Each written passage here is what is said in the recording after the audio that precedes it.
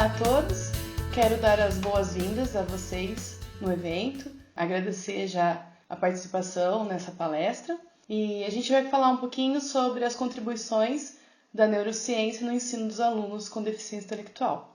Bom, então eu sou a Miriam, sou pedagoga de formação, sou mestre e doutora em educação especial, formada pela UFSCar. Terminei o meu pós-doc agora no início de 2018 na Unesp de Marília. Tenho experiência no trabalho com alunos com deficiência intelectual pela APAE. Sou professora, estou em sala de aula do ensino regular. Tenho uma turma de 9 anos esse ano, né, os alunos do terceiro ano. Trabalho com alfabetização, então tenho algumas pesquisas, publicações nessa área de alfabetização, de alunos com dificuldade de aprendizagem, de deficiência intelectual. A minha tese do doutorado foi sobre alunos com deficiência intelectual. E também gosto bastante da educação à distância, do ensino à distância. Tenho experiência em tutorias de alguns cursos, tenho um curso à distância, então essa área eu gosto muito. Na nossa conversa, a gente vai contextualizar um pouquinho a definição de deficiência intelectual e a neurociência. Não com o objetivo de definir ou de verificar a questão dos cérebros, dos lobos, mas verificar a contribuição na prática desses novos estudos da neurociência em relação à educação, ao ensino, à parte pedagógica. Então a gente vai conversar um pouquinho sobre a definição. Antes, quando a gente falava de deficiência intelectual, que não era deficiência intelectual, era deficiência mental, tinha outros termos como retardo. O que marcava bastante era a questão da incapacidade. Então essas pessoas elas eram incapazes de realizar as atividades, de viver na sociedade. Depois, foi percebendo que essas condições elas poderiam ser melhoradas. Então, com algumas estratégias, com algumas atividades, essas pessoas conseguiam realizar alguma coisa na sociedade, realizar algum trabalho e com algumas condições adaptadas elas teriam sucesso, elas conseguiriam interagir e estar ali na sociedade. Hoje a gente tem no marco da definição os déficits funcionais e adaptativos. Então, de acordo com o DSM-5, a última atualização, ele diz que a deficiência intelectual é um transtorno que tem início quando a pessoa está começando a se desenvolver, então desde quando nasce, e se manifesta aí até no máximo 18 anos. Então ele apresenta déficits no funcionamento intelectual, funcional e adaptativo, no domínio conceitual, social e prático. E aí, esse documento, ele traz algumas habilidades, alguns aspectos que nós podemos analisar para verificar esses déficits. Então, de comunicação, de autocuidados, da vida doméstica, habilidades sociais e interpessoais, os usos de recursos comunitários, autossuficiência, as habilidades acadêmicas, o trabalho, o lazer e a segurança. Então, alguns estudos eles apontam que a pessoa tem que apresentar algum comprometimento, algum déficit em pelo menos 2 áreas dessas que eu acabei de citar para vocês. Então, hoje, a avaliação, o diagnóstico, ele não é centrado apenas somente na análise do QI. Então, não é somente um teste de medidas, mas é um teste contextualizado. Tanto que pede-se que tenha uma equipe de multiprofissionais, então que passe por uma avaliação com o pedagogo, psicopedagogo, psicólogo, o neuro, o pediatra, se for o caso. Então, é uma avaliação completa. Então, se observa essa pessoa no convívio, na sociedade, na família, na escola. Então, é uma avaliação realmente contextualizada. É necessário observar essas habilidades, Então, como está a questão do autocuidado? A dificuldade foi percebida somente na escola? Ou a família percebeu alguma coisa em relação à comunicação em casa? Então, tem todo um contexto para ser observado.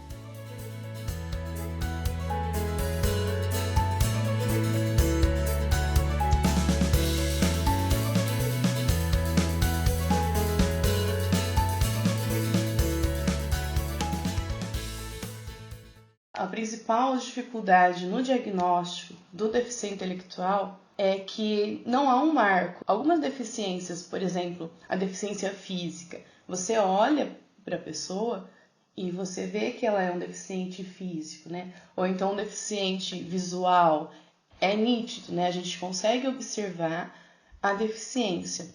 Em relação à deficiência intelectual, nem sempre tem um marcador, nem sempre tem algo que a gente consegue visualizar concretamente, com exceção de alguns casos, né, que envolvem deficiência intelectual, como a síndrome de Down, né? Mas a maioria das vezes, na sala de aula, na escola, o professor não tem algo que fala, esse aluno ele é deficiente intelectual. Aí a gente observa, só fazendo um parênteses aqui para vocês, muitas vezes uma confusão de um aluno que tem uma dificuldade de aprendizagem, do aluno que possa ter um transtorno de aprendizagem, ou de um aluno que tem deficiência intelectual. Porque para o professor na sala de aula, a única similaridade ali foi o baixo desempenho acadêmico. Então são alunos que não estão acompanhando o rendimento da turma, que não estão conseguindo acompanhar o plano de ensino, as atividades propostas, que foi observado uma grande dificuldade, ou que, por exemplo, já está no segundo ou no terceiro ano do ensino fundamental 1 e ainda não está alfabetizado.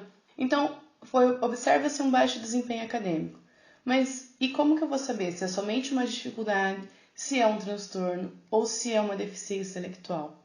Então aí os estudos da neurociência, os estudos que trazem essa questão do processo de aprendizagem, né, que contextualiza essas informações, eles contribuem muito. Porque, por exemplo, uma dificuldade de aprendizagem é algo momentâneo. Então a professora apresentou um conteúdo novo e o aluno ele não entendeu. Então, com uma intervenção pedagógica mais eficiente, mais pontual, então se eu sei o processo da aprendizagem daquele conteúdo, daquele trabalho que eu estou fazendo, a minha intervenção vai ser mais eficiente. E se é somente uma dificuldade de aprendizagem, eu vou conseguir solucionar. Então isso vai ser eficaz, vai ser eficiente, né?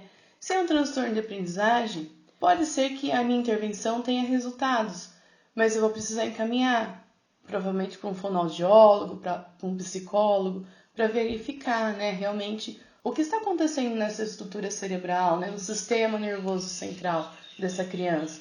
Então aí será que com a intervenção pedagógica não foi o suficiente, o resultado não foi tão positivo? Eu preciso verificar o que aconteceu. Mesma coisa com a deficiência, né, o deficiente intelectual. Então, melhoras existem, avanços existem, mas o avanço de um deficiente intelectual é diferente de um avanço de uma criança que tem um transtorno e de uma criança que tem uma dificuldade.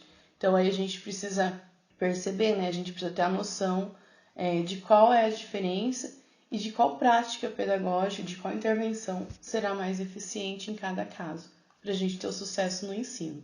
Em relação à deficiência intelectual, ela compromete algumas funcionalidades intelectuais. É importante a gente ter claro que cada deficiente, ele é único, cada pessoa é única, né? Eu aprendo de um jeito, você aprende de outro, o seu colega aprende de outro.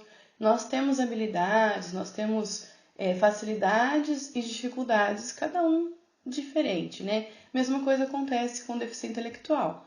Então, há comprometimentos diferentes, há habilidades diferentes. É necessário que a gente conheça o nosso aluno, que a gente conheça a nossa criança, o nosso adulto, verificando aonde está o seu déficit, onde está a sua dificuldade e onde está a sua facilidade, né? Onde está a sua habilidade. Então, quando a gente fala de comprometimento na funcionalidade intelectual, nós estamos falando em questões voltadas ao raciocínio, à resolução de problemas, planejamento, pensamento abstrato, compreensão de ideias mais complexas e aprendizagem acadêmica.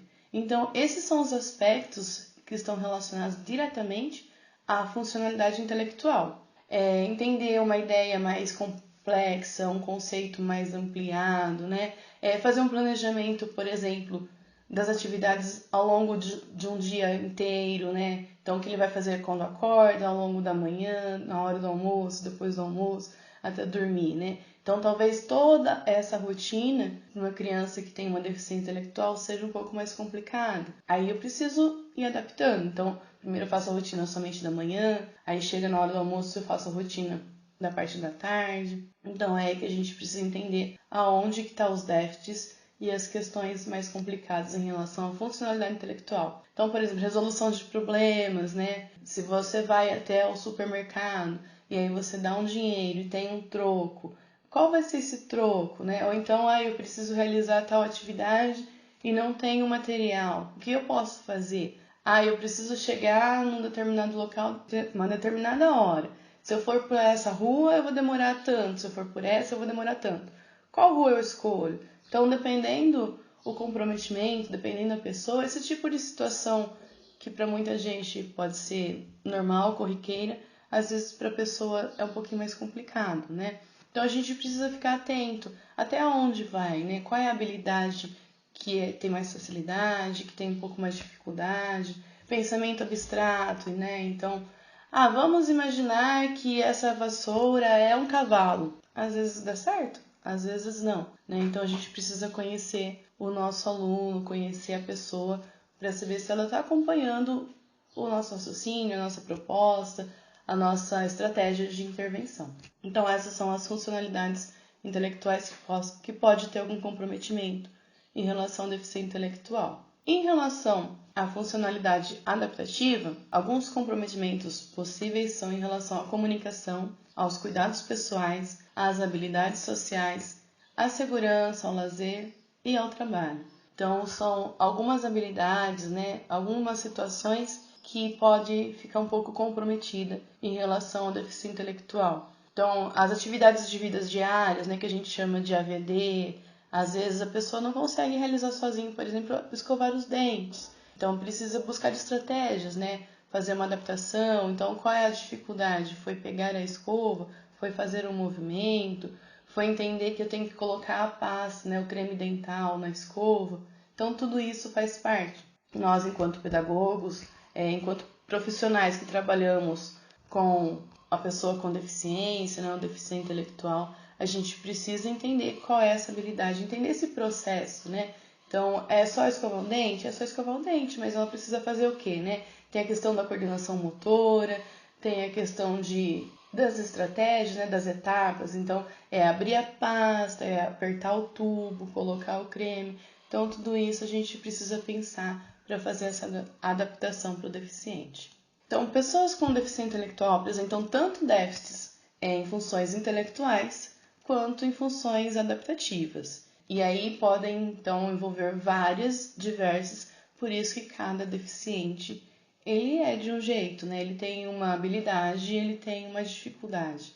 Então, a gente precisa conhecer quais são as possíveis dificuldades para intervir nessa pessoa, né? Então, é uma variável muito grande. Então, pode manifestar de várias maneiras. E aí, as causas são desde síndromes genéticas a fatores ambientais, biológicos, entre outros, né? Então, um deficiente intelectual que tem uma condição de vida, né, um ambiente mais favorável, que tem mais estímulos, ele vai ter um desempenho.